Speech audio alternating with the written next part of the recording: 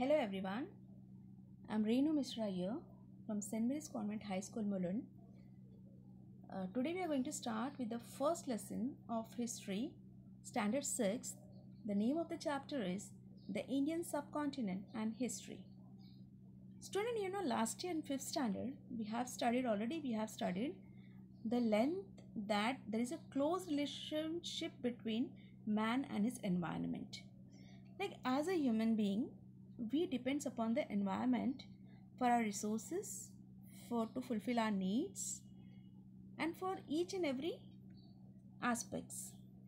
Like here in this year, we are going to see certain things on which human life is depending on. Like for example, you can see this chapter is divided into three parts. First part is geographical condition and the course of history. Second is geographical features of India, and third is the Indian subcontinent. Now, geographical condition and course of history. Here, see children, I want to share with you one thing. There's a very important geographical condition plays an important role in life of human being. Like for example, in India, we can see certain places are there where you can find a maximum population, but there are some places where we can find very less population. What is the reason behind it? Now, for example, if I'll tell you, we live in Mumbai.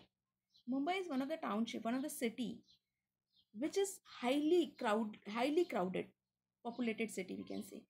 But same thing, the population which you can see in Mumbai is very high. But as related to that, if you go to the if you go to the eastern part, like Manipur, Mizoram, Nagaland, Tripura, Arunachal Pradesh, Assam, there we can see the population is less as compared to this. Then again, one more example like Jammu and Kashmir. If you go to Jammu and Kashmir, there also we can find the population which is very rarely. The people who are real inhabitants of that particular place can be found over there. Otherwise, the population is very less in such areas. Now, what is the reason behind this? The reason behind this is geographical condition. If you go to the eastern part, we can see eastern part comes under the high rainfall zone, where world's highest rainfall receiving area is situated. Mizoram, Cherrapunji, Mawsynram, these are the places which receives highest temperature. Same thing, if you come to Mumbai, Mumbai is having the moderate climate, good lifestyle, geographical condition is favorable for a human being to survive. Because of that, we can find the population is more in this area. Now, this was the sum of the introduction which I want to give you. Let us start with the lesson 1.1, Geographical Condition and History. Say children, in 5th standard, we saw at some length that there is a close relationship between a man and his environment. We saw how the changes in the lifestyle of the early man and his technology were related to the changes in his surroundings.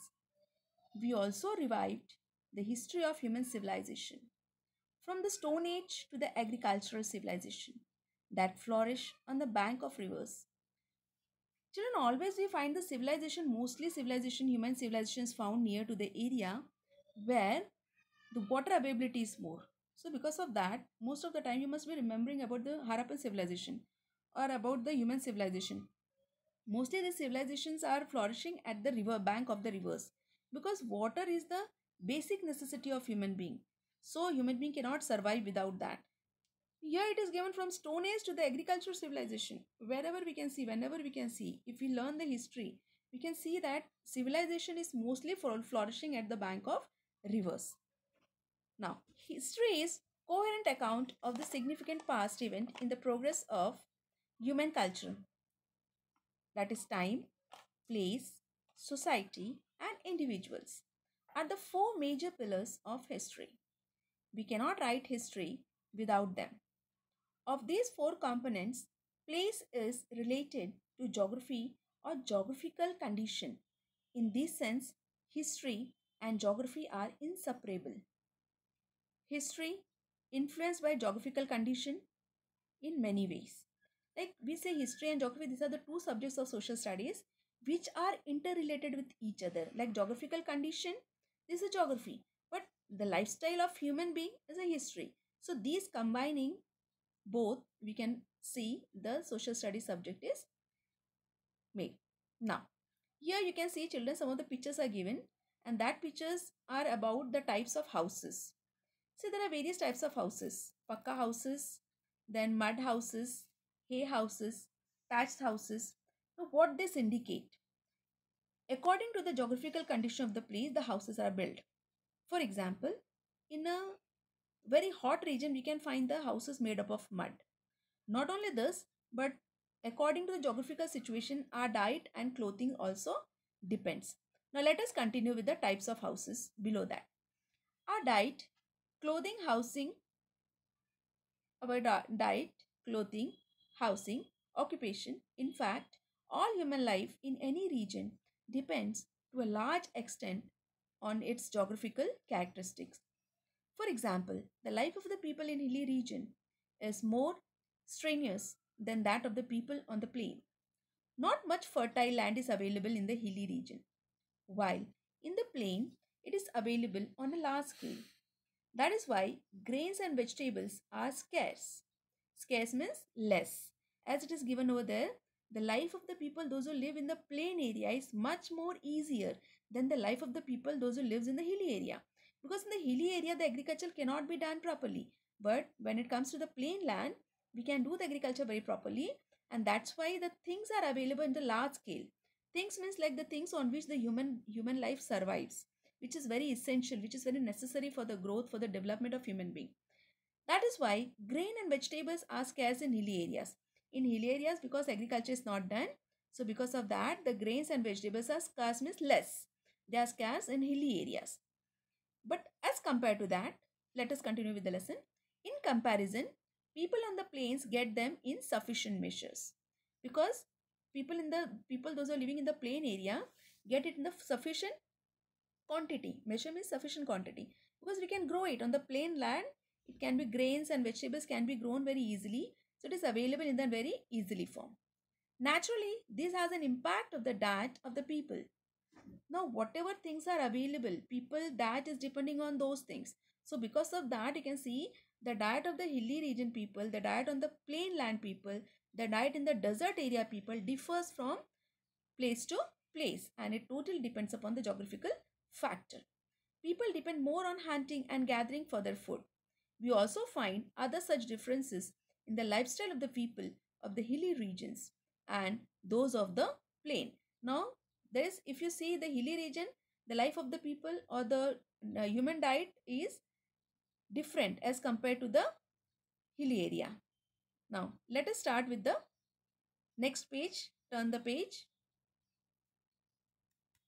Turn the page. We are going to deal with the new page. So page number 1 we have completed over here. Now let us start with the page number 2. In the page number 2 it is given the topic which we are going to cover, that's the geographical features of India. In the first topic we have studied about the geographical on the human life. But here little more we have to continue. Now second factor is that the climatic condition. Agriculture totally depend upon the climatic condition. So according to the climatic condition, we can say the climate, rainfall, agriculture produce flora and fauna. Children, flora and fauna means plants and animals. Flora means plants, fauna means animals. The region where we live are the sources of our livelihood. The lifestyle and culture of the region develop with their support. Human settlements have flourished wherever the means of living are plentiful. Over a period of time, these settlements develop further into village and town. But sometimes reasons like the degradation of the environment, drought, invasion, etc. leads to the scarcity of those means. People are forced to leave their settlements. Villages and towns become deserted. Villages and towns become deserted. We see many such instances in history. Thus, we see there is very close relationship between history and geography. Now, in this paragraph, it is given that human life is totally depend upon the climatic condition, like the climate, rainfall. It affects the agriculture produce. Then it also the flora and fauna also differs from place to place, and the flora and fauna also depends upon the geographical condition, geographical climate. Like for example, if you go to the polar areas, you can see the polar bear. But same thing if you go to the desert area like Rajasthan, you can see the camel, which is called the ship of desert. So in the same case, the flora as well as fauna. Here, this was the example for animals. Now example for plant also, I'll give you. Like if you go to the Rajasthan, you can find most of the plants or most of the vegetations are with the thorny shrubs, short leaves or stud plants. Because due to the unavailability of the water, this plant doesn't grow, and the thorny shrubs because thorns contain water in itself, which is helped by the plant to survive. Same thing if you go to the hilly areas, there you can find the conical type of plants. If you go to the highly rainfall receiving areas, you can find the thick forest, dense forest, because water is available in the large quantity. So this was some of the example of the climate on which the vegetation, life of human being, animal depends. Now about the lifestyle and culture. Here again, see our living or our costumes. It also depends upon the type of climate. In very hot climate, you can see the people wearing cotton clothes or the clothes which is used during the summer season. But if you go during the winter season, if you go to the places like hilly areas or hill station, you can find we use the clothes thick, which is made up of woolens, so it can protect our body from the cold. This was some of the reason, geographical reason. And sometimes the situation comes occurs like the environment is not suitable for the human survival or human environment or human survival. So the people get degraded from one place to other place. They get shifted. When they get shifted, then that particular place become deserted. Deserted means the population, where the population is very less, though that region is called as the deserted area. So there is a correlation, there's very close relation between the history and geography, because history is totally depending upon the geography, and geographical climatic condition is depending on the life of a human being. So children, we have completed our 1.1. Now let's start with the 1.2. In the 1.2, we are going to study about the geographical features of India. Now in India, we can see we have various types of areas, various types of land we can find in India. Like the India is divided into mountainous region, river area, desert area, plateau region, coastal region, and the island. These are the 6 divisions of geographical features of India. Now very first we are going to see about the mountains. World's second largest mountain is situated in India. Can you guess what is the name of that? Yes, that's Himalaya. Himalaya is the world's second largest mountain, which contains all 8,000ers peak. Whichever peak is of 8,000 meters, that is in the Himalayan range. So let us study with that. 1.2 Geographical features of India. Our country India extends far and wide. Far and wide means length and breadth is extended. India is 7th largest nation in the world. Now, at its north lie the Himalayas, to the east the Bay of Bengal, to the west the Arabian Sea, and to the south the Indian Ocean. Except for the islands of Andaman, Nicobar and Lakshadweep, the rest of the country is contiguous. Contiguous means it is continuous. Part of the continuity is the India is a continual land except this Andaman, Nicobar and Lakshadweep. Because Andaman, Nicobar and Lakshadweep, these are the islands which are situated in the Bay of Bengal and in the Indian Ocean, Arabian Sea and Bay of Bengal. We have to take into account this region, henceforth referred to as ancient India, when we study the ancient history of India before 1947. Today's Pakistan and Bangladesh were also a part of India. The following regions are seen to be important when we look at the course of Indian history. Now, children, you know that before independence, before 1914 or 1947, Pakistan and Bangladesh, these two were the part of India. It was coming under India, but when we got the independence in 1947, the Pakistan demanded for the separate Muslim country. So because of that, the Pakistan was divided into two parts, that is East Pakistan and West Pakistan. Later on, there was a division between both the Pakistan. So West Pakistan became Pakistan and East Pakistan became Bangladesh. So this was the division. But right now we don't have Pakistan and Bangladesh as a part of India. Right now the Himalayan range, it starts from the Himalaya and ends to the Kanyakumari. The following regions are seen as the important when we look at the course of history. First region, Himalayas. Second, the plain of Sindhu, Ganga, Brahmaputra. Third, the Thar Desert. Fourth, the Deccan Plateau. Fifth, the coastal regions. Sixth, the island in the sea. So these are the 6 factors which we are going to study about the India. Now very first we can see the Himalaya. You can see the picture of Himalaya. This is the symbol of beautiful, scenic beauty. It shows the scenic beauty. Now let us see which all things are coming under the Himalayas and what are the features of Himalaya. The Hindu Kush and Himalaya ranges have created an impenetrable wall on the northern side of the Indian subcontinent. This wall has separated the Indian subcontinent from the desert of Central Asia.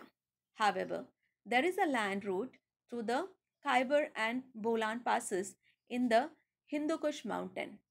This route was connected to an ancient trade route.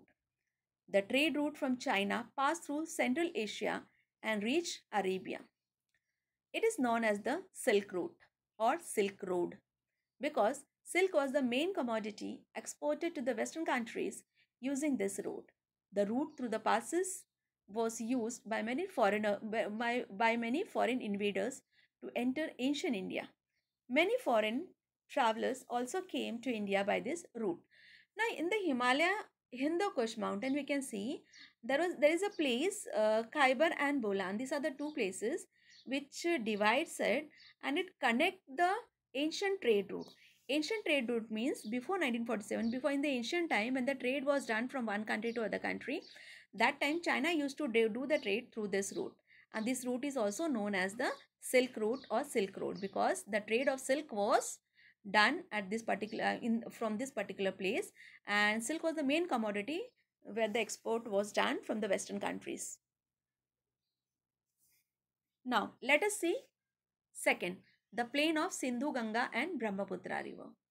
This region consists of the basin of the 3 big rivers Sindhu, Ganga, Brahmaputra and their tributaries. Tributaries means their parts.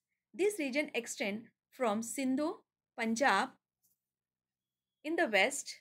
You can see the pictures given over there of river Ganga. The present day Bangladesh in the east. It was in this region that the earliest Indian civilization of Harappa and the later state and empire of ancient India emerged. Now, third part we are going to see the desert area.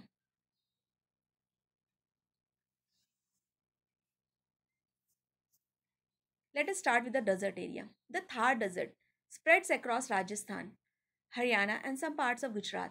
A part of the desert lies in today's Pakistan.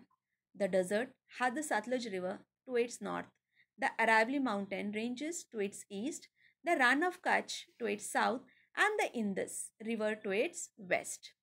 The Ghaggar River that originates in Himachal Pradesh reaches the Thar Desert. It is known as Hakra in Pakistan. Its course in Rajasthan and Pakistan has now dried up. Many sites of the Harappan civilization are situated along the now dry course of river. You know, children, River Ghaggar is one of the river which originate from the Himachal Pradesh, but it get drained in the Rajasthan desert because it doesn't get route to move and meet in the ocean. So, remaining part we will see in the next lecture. Thank you. Have a nice day.